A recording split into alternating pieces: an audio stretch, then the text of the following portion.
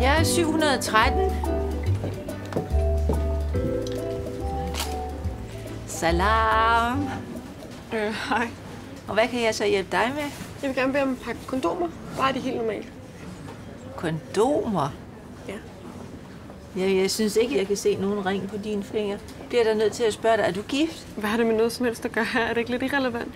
Nej, det er da ikke irrelevant. Hvis jeg skal give dig den bedste service, så bliver jeg nødt til at vide lidt om, hvem du er. Okay, whatever. Nej, jeg er gift. Kan jeg få en pakke kondomer? Der bliver jeg så nødt til at sige nej. Der, hvor du kommer fra, der er sex før ægteskab. Det er ikke tilladt. Det bestemmer jeg altså selv. Jamen, det gør du da ikke. Det gør din far og din mor. Og når de ikke er her, så er det altså min opgave at sørge for, at din kulturelle grænse, den ikke bliver overskredet. Det er jo for absurd, det her. Jeg er altså ikke jomfru. Ved din mor godt det? Nej. Kan jeg få en pakke kondomer? Så lige et øjeblik.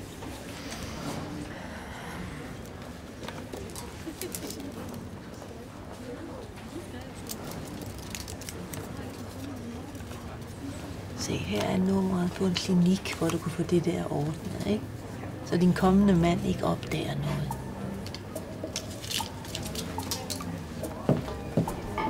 Ja, 715. Yalla, yalla!